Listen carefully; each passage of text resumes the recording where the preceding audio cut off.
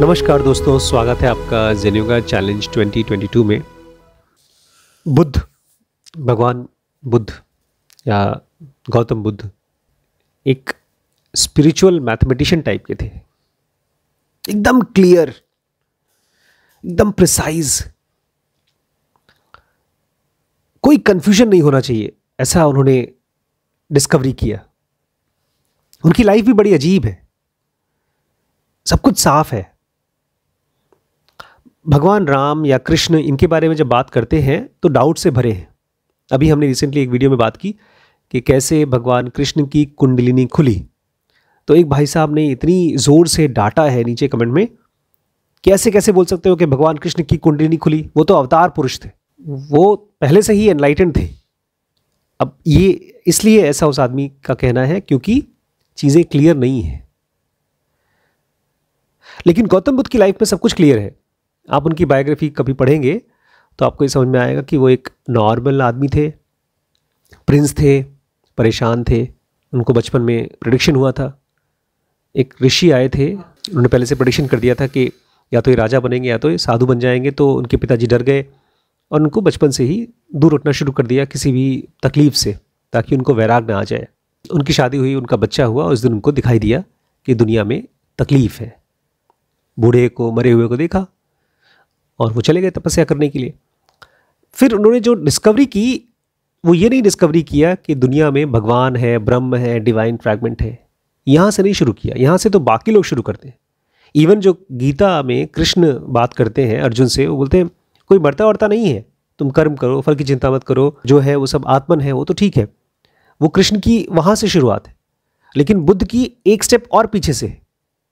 वो बोलते हैं अगर आत्मन को जानना है तो 4 नोबल ट्रूथ को समझो। 4 नोबल ट्रूथ क्या है? भगवान गौतम बुद्ध ने तो भैया बात ही नहीं की गॉड फॉड की। सबसे पहले वो कहते हैं सफरिंग है। पहले ये तो देखो कि सफरिंग है। हम लोग वहीं मिस कर जाते हैं। जैसे हमने बिल्ड में पढ़ा, आप प्रॉब्लम्स की आदत पड़ जाती है, तो ऐसे हमारी लाइफ में सफरिंग की भी आदत पड़ जाती है, हम देखते नहीं है। उसके बाद गौतम बुद्ध बोलते हैं कि हर एक सफरिंग ऐसा नहीं कि भगवान दे रहा है, ये तुम्हारी किस्मत खराब है, ऐसा नहीं है। उसका एक कारण है, उसका रीज़न है। और अगर उस रीज़न को पहचान लो तो तुम अंत कर सकते हो सफरिंग को। और लास्ट में आप उस रास्ते पर चलोगे कैसे जो सफरिंग को ख़त्म करेगा। तो ये जो सीरीज़ जेनोगा की चल रही है, मैं चाहता हूँ आप लोग इसमें डिज़ायर से मत फंस जाइए। जैसे अगर मैं कहता हूँ कुंडलिनी खुलेगी, तो वो बाद की चीज़ है जो बाई प्रोडक्ट की तरह आएगी। शुरुआत कहाँ से करनी है? सफरिंग से, कि हमारी लाइफ में सफरिंग है। जैसे आज ही देख लीजिए, आज आपकी रूम की सेटिंग बदलने की बात हो रही थी तो आप परेशान थे। ये तो रोज़मर्रा की ये आप परेशानी थी कि नहीं थी?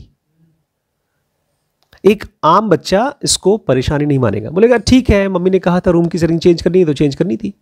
लेकिन आपने मेंटली अपने आप को परेशान महसूस किया। इसकी परेशानी मम्मी नहीं थी, हमारी प्रॉब्लम्स की परेशानी बाहर के लोग नहीं है। हम लोग जेनोगा पढ़ रहे हैं तो हमने क्या पढ़ा था अभी तक प्रैक्टिसेस में? बाहर से आते हैं इम्पल्स। कहाँ से आते हैं? 5 इंद्रियों से आते हैं। तो हम लोग इम्पल्स कौन कौन से रूप में लेते हैं? खाने के रूप में, ड्रिंक्स के रूप में, सांस के रूप में, ब्रीदिंग के रूप में, और जो भी हमारी आंखें हैं, कान हैं, उसके रूप में इम्पल्स लेते हैं। उसके बाद ये इम्पल्स जाता है ब्रेन में। ब्रेन में होता है डिकोड होता है। उसके बाद बाहर निकलते समय 2 चीज़ें मेनली निकलती हैं, एक स्लीप और एक सेक्स। और इसी के साथ साथ निकलता है हमारे एक्शंस और हमारे थॉट्स। तो अगर हम परेशान हैं किसी भी चीज़ से, मेरी रूम की सेटिंग चेंज हो रही है, मेरी जॉब नहीं लग रही है, या मैं एग्ज़ाम में फ़ेल हो रहा हूँ, मुझे कोई अच्छा करियर समझ में नहीं आ रहा है, तो ये सारी की सारी चीज़ें बाहर से इम्पल्स लिया, ब्रेन ने उसको डिकोड किया और बाहर में एक्शंस और थॉट्स निकाले। इसी बीच में आपको नींद भी आ जाएगी, आप थोड़ा एंजॉय भी कर लोगे, आप सेक्स वेक्स के बारे में भी देख लोगे क्या करना है। इसको ठीक करने के लिए हमने ये भी पढ़ा कि भोजन के साथ काम करना होगा। इम्पल्स जो मिल रहा है बाहर से, उसके साथ काम करना होगा। हमने ये देखा जैसे धरती है, धरती में अलग अलग देश के लोग रहते हैं, अलग अलग टाइप के लोग रहते हैं, अलग अलग फाइनेंशियल कंडीशंस के लोग रहते हैं। कुछ लोग गरीब हैं, कुछ लोग अमीर हैं। अलग अलग इंटेलिजेंस, मतलब कोई समझदार, कोई बेवकूफ़ है, कोई क्रिमिनल है, कोई बीमार है, कोई बहुत ही ज़्यादा बीमार है। हमारे बॉडी में ठीक ऐसे ही अलग अलग टाइप के सेल्स हैं। हमारे बॉडी में हम चाहते हैं कि हम खुश रहें, हम एनर्जेटिक रहें, हम इंटेलिजेंटली बिहेव करें, लेकिन कर नहीं पाते। क्यों? बिकॉज जो ब्रेन के सेल्स, जो हाथ के सेल्स, जो बॉडी के सेल्स हम यूज़ कर रहे हैं खुश होने के लिए या अपना काम करने के लिए, वो सारे के सारे एक समान इंटेलिजेंट नहीं हैं। उसमें से कुछ बहुत इंटेलिजेंट है, लेकिन वो बहुत कम है, और वो भी बिजी है, और ज़्यादातर कमज़ोर, बेवकूफ़, कंफ्यूज्ड है हमारे बॉडी के सेल्स ही। जैसे अभी मैं चश्मा लगाया हूँ, मेरे आंखों के मसल्स हैं वो कमज़ोर हो गए, तो उनकी मदद चश्मे की वजह से मदद हो रही है उसकी। तो सबसे पहले तो आपको इस लॉजिक को समझना पड़ेगा कि हमारी बॉडी की कमज़ोरी, हमारी माइंड की कमज़ोरी, हमारी लाइफ की सफरिंग का कॉज हमारे ही सेल्स है, बॉडी के सेल्स हैं जिस चीज़ से हम बने हैं। और फिर उसको ठीक करने के लिए हम लोग कुछ करेक्टिव मेथड्स अप्लाई करेंगे, कुछ तरीके। चाहे आप योगासन करते हैं, एक्सरसाइज करते हैं, आप जॉगिंग करते हैं, मंत्र जप करते हैं, प्राणायाम करते हैं, आप कुछ भी करते हैं अपनी लाइफ को ठीक करने के लिए, ये सारे के सारे जो एप्लीकेशंस हैं माइंड को स्ट्रॉन्ग करने के लिए, वो सबसे ज़्यादा कारगर कब होता है, सबसे ज़्यादा यूज़फुल कब होता है ये सब एप्लीकेशन? जिस समय आप खाना खा रहे हैं। अगर आप अपने बॉडी के सेल्स को इंटेलिजेंट बनाना चाहते हैं तो भोजन वो दरवाज़ा है, वो मौका है जो आपके सेल्स को ठीक कर सकता है। इसलिए बजाय खाना खाते समय, बजाय बात करने के, आप शांत रहिए और अपने करेक्टिव मेथड्स को लेते रहिए, लेते रहिए, लेते रहिए। आप ये भी कर सकते हैं कि आप चिंता में परेशान हो, और उस समय ये भी कर सकते हैं कि आप थैंकफुल हो।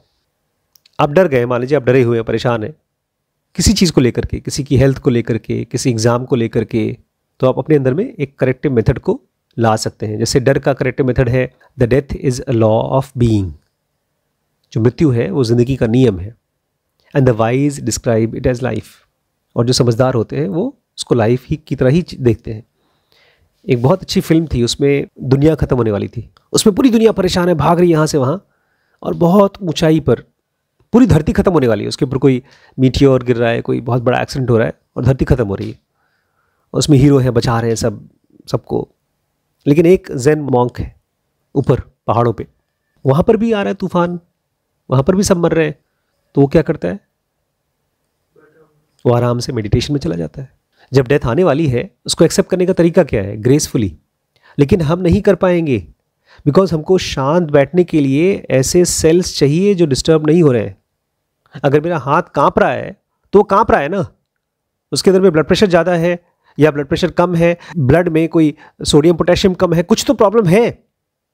तो ऐसे ही आपकी बॉडी को शांत रहने के लिए सही इम्पल्स दे रहे हैं। आप खाने के साथ साथ आप एक फियरलेस इम्पल्स दे रहे हैं।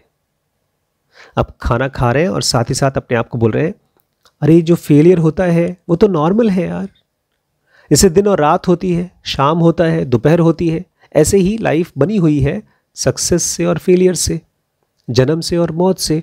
ये शब्द नहीं, ये आपके लिए धीरे धीरे एक वेव की तरह बन जाए, लहर होती है, अंडरस्टैंडिंग की लहर। देखा, कभी कभी आप बहुत परेशान होते हैं, लेकिन कभी कभी बहुत काम होते हैं, शांत होते हैं। वो जो शांत होते हैं वो कभी किसी फिल्म को देख करके हो जाते हैं। एक बार एक जॉनी लीवर नाम का एक कॉमेडियन था, तो वो बोलता है जो लोग ब्रूस ली की फिल्में देख के आते हैं वो कुछ देर के लिए अपने आप को ब्रूस ली मारना शुरू कर देते हैं। एक आदमी ऐसे ही थिएटर से निकला और अपने गर्लफ्रेंड को दिखाता है कराटे कराटे दिखा रहा हूँ, कराटे, और उठाया अपनी टांग, सामने खंबा था दीवार का, कोई पोल था, उसको मारा, हड्डी टूट गई उसकी। मेरे साथ भी हुआ था एक बार, मैं और मेरा भाई मिल करके खेल रहे थे, मैंने कहा अरे यार मार, मेरे हाथ पे मार। उसने उठा के डंडा मार दिया, मेरा हाथ सूज गया है, तो टूटा नहीं, सूज गया। हम लोग बड़े भर जाते हैं, इमोशन से भर जाते हैं, और इमोशन हमको रियलिटी से दूर कर देता है। मैं उसकी बात नहीं कर रहा हूँ, मैं बात कर रहा हूँ समझ की, पीस की। जब आप खाना खा रहे हैं तो ये जो प्रेयरफुलनेस है या जो पीस है, ये बहुत प्रेशियस एलिमेंट है। इसको आप खाने के साथ लीजिए, बात करना बंद करिए।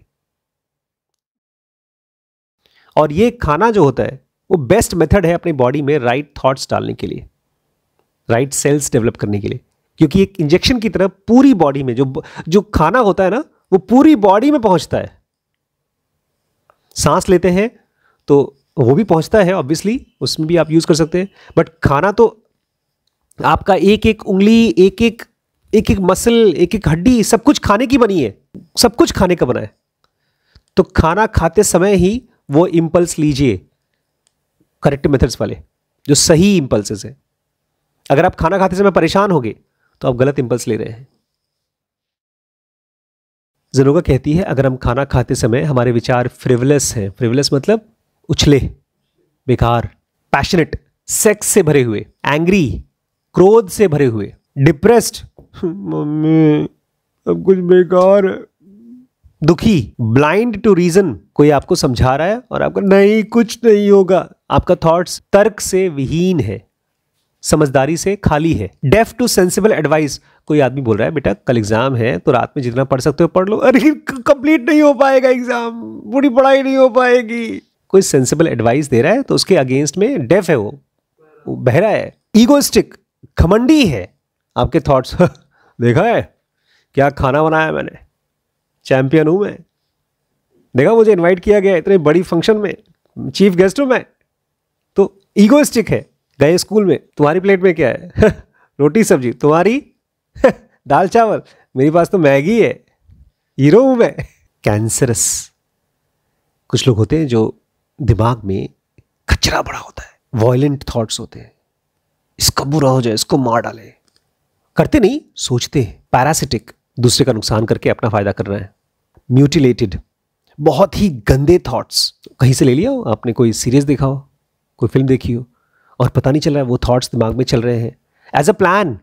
अच्छा मैं यहाँ पर एक चीज़ याद दिला दूँ, बहुत से लोग हैं जो ज़नोगा के वीडियोस देखते रहे हैं, उनको लगता है कि अगर मेरे थॉट्स में ऐसे थॉट चले, जो मैं फिल्म देख रहा हूँ और थॉट चल रहे हैं दिमाग में, तो क्या वो मेरी बॉडी को गंदा कर देंगे, खराब कर देंगे? नहीं, thoughts should become your thoughts and you should be thinking it. मतलब आपने एक विचार लिया, आपने मान लीजिए कोई फिल्म देखा, उस फिल्म में कोई आदमी किसी को मार रहा है, आप घर पे आए, आपने उसकी तरह कपड़ा पहन लिया और आप गए रास्ते पर, अब वैसे मारपीट कर रहे हैं, आप हीरो बन के घूम रहे हैं, आप उस चीज को कर रहे हैं कुछ। अगर आप करना शुरू करेंगे, हम लोग करते हैं बहुत बार, it should become kind of your life, तब वो थॉट आपको परेशान करता है। लेकिन होता यह है कि अगर आप कैजुअली किसी चीज को देखते हैं, आपको नहीं मालूम पड़ता, धीरे धीरे आप उसको अनकॉन्शियसली इमिटेट करना शुरू करते हैं। कोई ऐसी फिल्म देखी जिसमें एक कैरेक्टर हीरो है, बहुत अच्छा आदमी है, लेकिन वो बेचारा स्मगलर है, चोरी करता है, रॉबिन हुड टाइप का है। रॉबिन हुड जानते हैं? हाँ, कितना अच्छा कॉन्सेप्ट है, गरीब अमीरों से लेकर गरीबों को, मैं भी ऐसे करूंगा। तो वो अनकॉन्शियसली आपके ब्रेन के, आपके प्लान का पार्ट हो जाएगा। फिर आप बजाय लॉजिकली क्या करना है क्या नहीं करना, अभी कल ही बताया अमन ने, अमन जिस कमरे में रहता था घर में, उसने अपना घर बदल दिया, लेकिन उसके जो दोस्त साथ में रहते थे वो सब ड्रिंक करते हैं। उन्होंने क्या किया, जिस मकान में वो लोग रहते हैं उस मकान को खुद किराए पर लिया है और उसके बाद दूसरों को किराए पर दे दिया। फिर ये लोग फंस गए पुलिस केस में, बेचारा अमन भी गया था वहां पे। तो उन्होंने क्या किया, एक चालाकी को अपनी लाइफ का पार्ट बनाया। और वो कहां से हुआ? Because of unconscious eating. Eating इसलिए बोल रहा हूं क्योंकि ईटिंग ही वो इंजेक्शन है जिसके जरिए आप ठीक कर सकते हैं।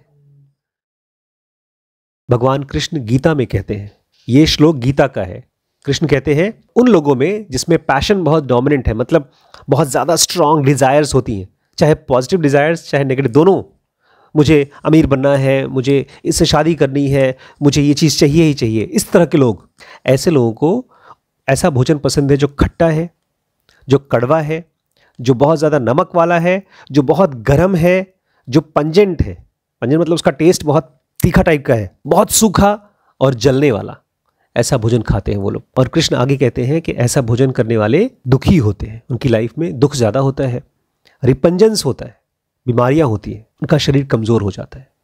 अभी बड़ा अजीब लगेगा कि कृष्ण पैशन को लाते हैं, उसके बाद फिर खाने का स्वाद लाते हैं, फिर अनहैप्पीनेस लाते हैं।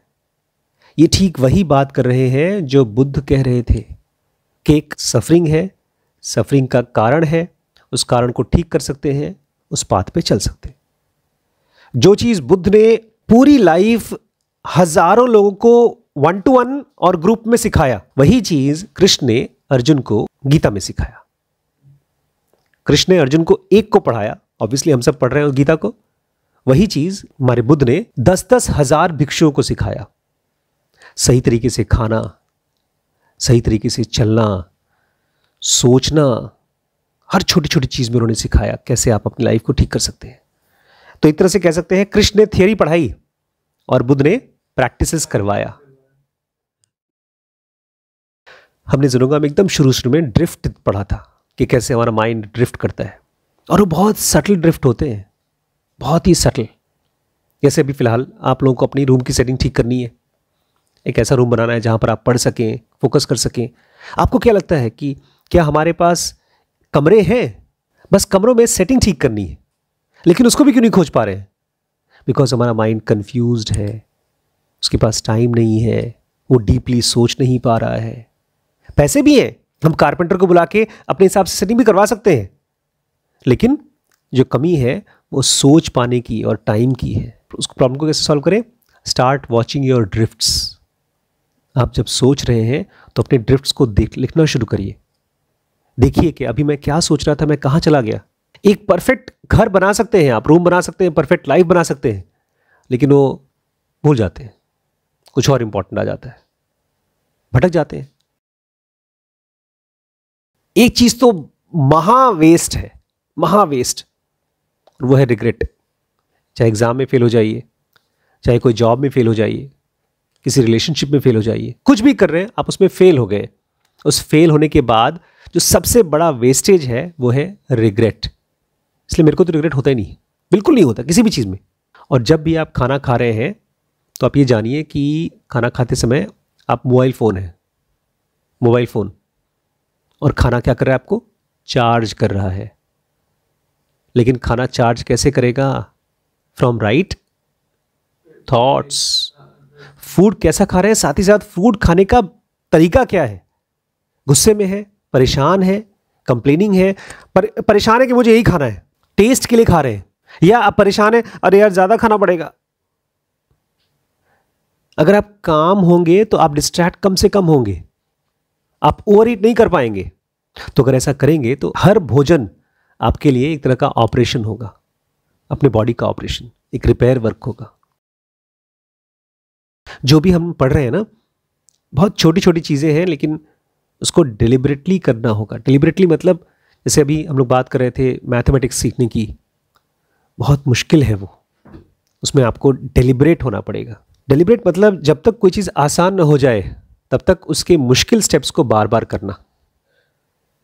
जैसे जिनको भी इंग्लिश नहीं आती, जैसे अभी अनिकेत है, उसको इंग्लिश नहीं आती, उसको मेरी तरह अगर इंग्लिश सीखनी है तो अपने आप को 10 साल तक बहुत मेहनत करनी पड़ेगी, बुक्स पढ़नी पड़ेगी, वीडियोस देखना पड़ेगा, वो स्लॉग करना पड़ेगा। डेलिबरेट मतलब जैसे खाली जगह पे बिल्डिंग बनाना, गड्ढा खोदना, फिर नींव डालना। जैसे अभी आप स्कूल जाते हैं, आपकी क्लास चलती है, आपको पता भी नहीं चलता, उसी क्लास की वजह से आपकी इंग्लिश अच्छी हो चुकी है। आप बुक्स पढ़ रहे हैं आज, तो स्कूल के टीचर्स आपके लिए डेलिबरेट रहे हैं।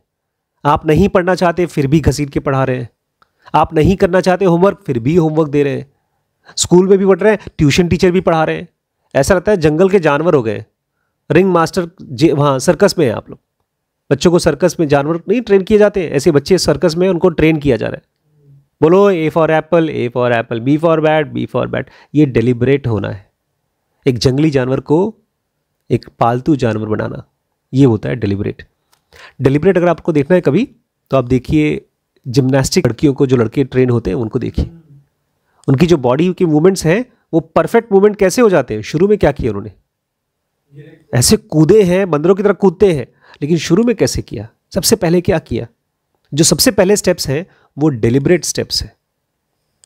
तो जो खाने के स्टेप्स हैं या करेक्टिव मेथड्स हैं, धीरे धीरे खाना है, ये सब इतनी सिंपल चीज है कि कल के कल, अभी आधे घंटे में जाएंगे भूल जाएंगे आप। इसलिए आपको डेलिबरेट होना पड़ेगा, थोड़ा थोड़ा कर करके करना पड़ेगा। आप पूछेंगे कि ये सब अगर मैं करता हूं तो कितने टाइम में मेरे अंदर में ट्रांसफॉर्मेशन दिखाई देगा। मात्र 1 साल में, विद इन 1 ईयर आप अपने अंदर में वो ट्रांसफॉर्मेशन देखोगे जो शायद पिछले 20 साल से आप चाहते थे लेकिन नहीं हो पाया। लेकिन ध्यान रखिएगा, ये कोई भरोसा वाला नहीं है कि हनुमान चालीसा पढ़ोगे तो तुम्हारी लाइफ ठीक हो जाएगी, ऐसा भरोसा नहीं है इसमें। ये लॉजिक है। आप यहाँ पर समझते हो, आप जानते हो कि मैं मन से परेशान हूँ, मैं पीस चाहता हूँ, इसलिए मैं पीसफुल थॉट्स प्रोड्यूस कर रहा हूँ। आप जानते हो क्या कर रहे हो। ये कोई फेथ वाली चीज़ नहीं है कि मंदिर में जाओगे, नारियल तोड़ोगे तो तुम्हारी इच्छा पूरी हो जाएगी, ये वो नहीं है। इसमें आप प्रैक्टिकली कोई चीज़ ट्राई करोगे, उसका रिजल्ट तुम्हें दिखाई देगा। मैंने 3 स्टेप किया तो मुझे तुरंत रिजल्ट दिखाई दिया, आज भी दिखाई देता है। और एक चीज़ ध्यान रखिएगा, इसमें अपनी बीमारियों का क्योर मत करिए, बिकॉज वो जो बीमारी अभी होती है, किसी को कैंसर है, किसी को कोई और प्रॉब्लम है, तो बहुत ज़्यादा सीवियरली कमज़ोर बॉडी के सेल्स है, तो वो इससे ठीक तुरंत नहीं हो पाएंगे। उसके लिए आपको इलाज कराना पड़ेगा। ठीक होगी बॉडी, ठीक होगी, लेकिन उसको टाइम लगेगा, क्योंकि जो आपकी बीमारी है वो और किसी गहरी प्रॉब्लम का रिजल्ट है। इसलिए आपको अपनी आंखें गोल पर रखनी है कि मेरे ब्रेन के सेल्स डेवलप हों, सेक्शन 1 से सेक्शन 2, सेक्शन 2 से 3, 3 से 4 पहुंचना है। आज की लास्ट सूत्र, कृष्ण कहते हैं गीता में कि अर्जुन लड़ो, तुम सोल्जर हो। जब एक सैनिक को लड़ने का मौका मिलता है तो किस्मत वाला है। ये जो तुम लड़ाई से भाग रहे हो ना, ये गलत है। ये तुम्हारे लिए एक तरह से दरवाजा खोल रहा है स्वर्ग का। अगर तुम नहीं लड़ते हो, तुम बोलते हो नहीं मैं जा रहा हूं, मैं तो साधु बन जाऊंगा, तो तुम धोखेबाज हो, ट्रेटर हो, तो बदनामी भी हो जाएगी तुम्हारा आज तो इतना तुम फेमस हो, अर्जुन अर्जुन, वो सब खत्म हो जाएगा और इससे तुम्हें केवल पाप मिलेगा। अगर इस योग के रास्ते पे चलते हो तो उसमें कभी कोई वेस्ट नहीं होता। अगर थोड़ा भी योग सीखते हो, थोड़ा भी प्रैक्टिस करते हो, तो बड़े बड़े डेंजर से बच जाते हो। ये ठीक ऐसे ही है जैसे कि आपकी नाव चल रही है समुद्र में और सामने पहाड़ है, तो आप जरा सा टर्न कर दीजिए तो बड़े बड़े पहाड़ से बच जाएंगे। वहीं पर जो जरा सा शराब पीते हैं, जरा सा स्मोकिंग करते हैं, ज्यादा नहीं, जरा सी हस्बैंड वाइफ के बीच में बहस होती है, ज्यादा नहीं, वो बड़े बड़े एक्सीडेंट्स में जाते हैं। योग में डाला गया जरा सा एफर्ट भी आदमी को बहुत बड़ी बड़ी प्रॉब्लम से बचा देता है। इसलिए दोस्तों, एक भी दिन मौका छोड़िए मत। आज ही स्टार्ट करिए अपनी ज़ेन योग की यात्रा। ये नंबर है, इसमें स्टार्ट कर सकते हैं। और मुझसे अगर मिलना है तो मैं बॉम्बे आ रहा हूँ और पुणे आ रहा हूँ।